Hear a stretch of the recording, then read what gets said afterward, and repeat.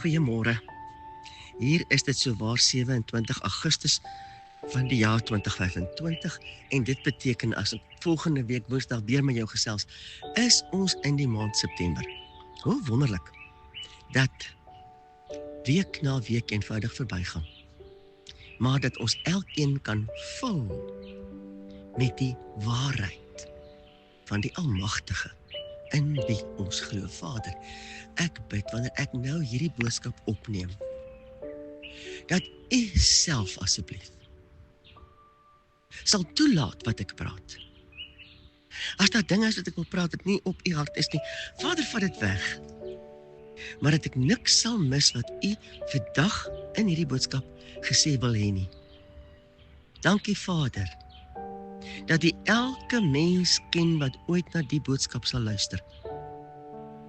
En dat U presies weet hoe U die waarheid van die boodskap in elkeen se wese wil deponeer. Ek bid U kom doen dit asseblief, Vader, en gee vir ons wat, vir my wat dalk dink, ek verstaan dit al goed. Nee, gee my 'n nuwe openbaring. Vader, gee ons altyd 'n nuwe openbaring, dat ons nooit blasé sal raak oor U en dit wat ons van U weet nie. Maar dat ons altyd gretig sal staan en wag om nog te leer.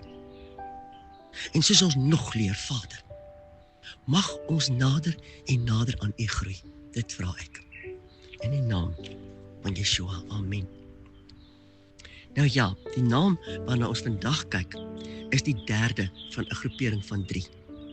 Vandag se naam, El Gibor, die magtige kryger. En onthou dat El Gibor dan eintlik vooruitgegaan word deur ander name. Een wat ons eerste behandel het was Yahweh Tsevaot, die Here van die leerskare. Met ander woorde, hy het 'n ganse weermag. En daai weermag bestaan uit alles wat hy geskep het. Dis nie net eers mense wat op 2 voete loop nie, nee. Uit alles in sy skepping vorm uiteindelik deel van sy weermag. Die tweede was Yahweh Nissi, die banier, 'n letterlike identifikasie. En vandag dan die derde deel, El Gibor, die magtige kryger. Hoewel elkeen van hierdie 3 name 'n baie spesifieke betekenis het, gaan die 3 hand aan hand.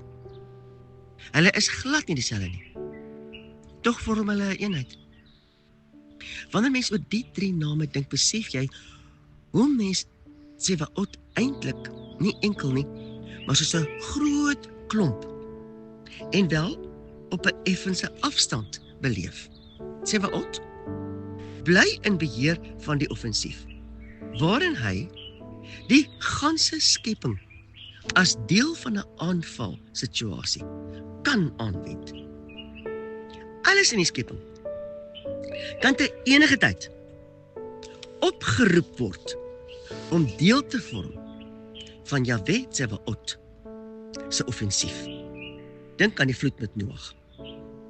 'n Vloed wat die ganse aarde bedek het as deel van Tsevaot se aanslag. Wat was die funksie van die vloed? Dit het alles tot niet gemaak wat hom onteer en geïgnoreer het. Daarom het hy dit tot niet gemaak en voorbegin. Toe was daar die see, wat 'n pad van verlossing vir die volk oopgemaak het, toe die Egiptenare op hulle begin toeslaan het. Alles in die skepping kan enige oomblik deel word van Tsevaot se aanslag op sy vyand. Nissi, die banier, kom veel nader aan ons, maar steeds nie so naby soos Gibor, wat mens hier in jou teenwoordigheid mag beleef. Waar Tsevaot en Nissi eintlik op 'n effense afstand bly, kom Gibor skielik tot by jou, in jou midde. Waarom sou ons Vader dit gewil het?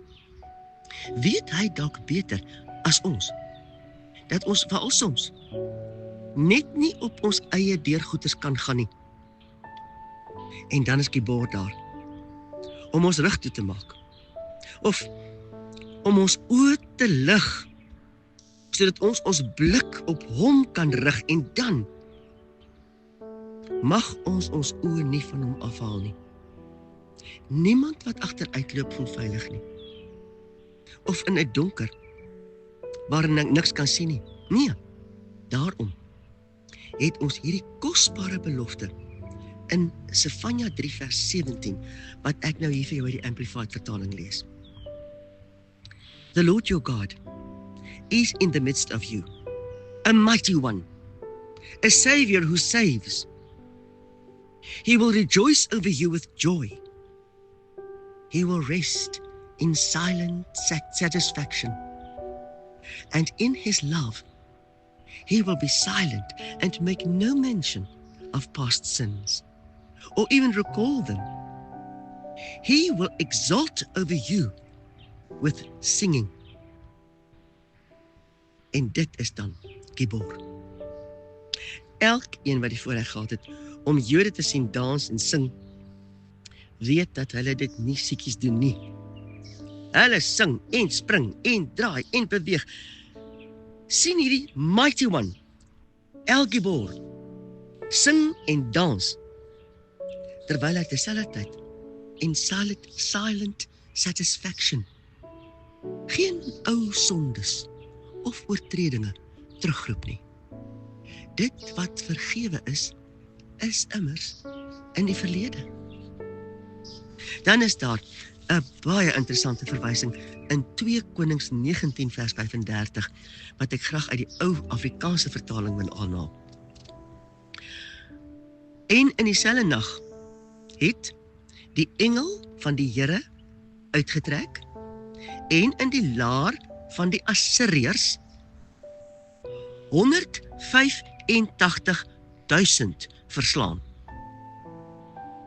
En toe hulle die môre vroeg hulle klaarmaak, was dit almal dooie liggame. Dit is 2 Konings 19 vers 35. Die engel van die Here het uitgetrek en hy het 185.000 Assiriërs verslaan. En toe die volk wakker word, was dit almal dooie liggame. Baie interessant dat die uitdrukking die engel van die Here in die 83 vertaling van die Afrikaanse Bybel weggelaat is. Hierdie uitdrukking, die engel van die Here, verwys na ons Messias self. Onthou asseblief ook dat elke ander naam van God verwys na nog 'n faset van sy karakter, nie na 'n nuwe persoon nie. Belangrikste hier is dat ons Messias self as El Gibor in een nag klaar gespeel het met 'n ganse weermag. Ja, hy het 185.000 manskappe op sy eie uitgeskakel, doodgemaak op een slag. Hy het, want hy kan.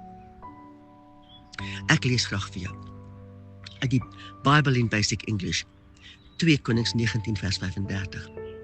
And that night the angel of the Lord went out and put to death in the army of the Assyrians 185,000 men. And when the people got up early the morning, there was nothing to be seen but dead bodies. Kan ek asseblief hierdie gedagte mooi invryf?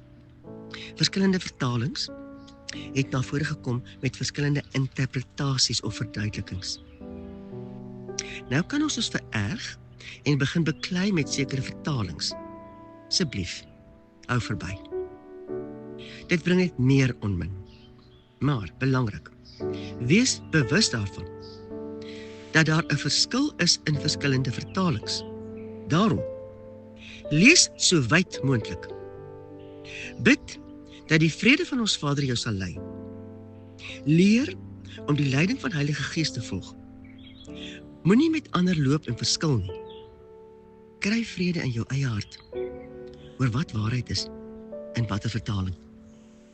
Die belangrike punt is, wie is daar onder ons wat nie alles sal ingooi in 'n poging om El Gibor as jou persoonlike aanvoerder te kan hê nie.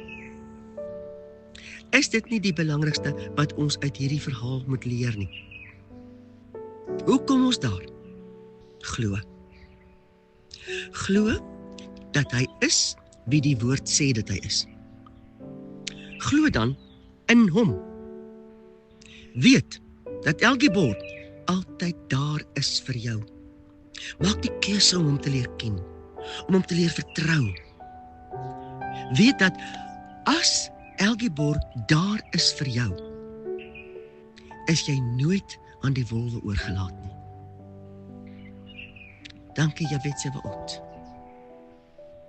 U is vir ons Here van die leerskare. Dankie Jahwe Nissi.